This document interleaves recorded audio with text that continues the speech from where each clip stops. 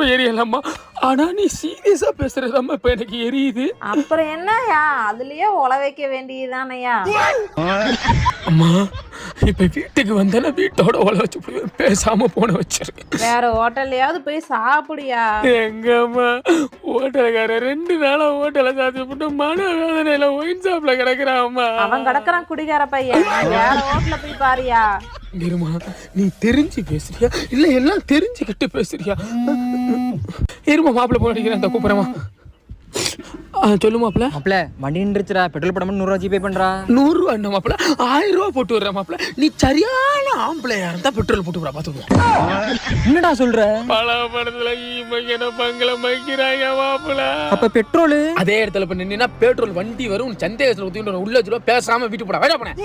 இப்ப நான் சோத்துக்கு என்ன பண்ணுவேன்?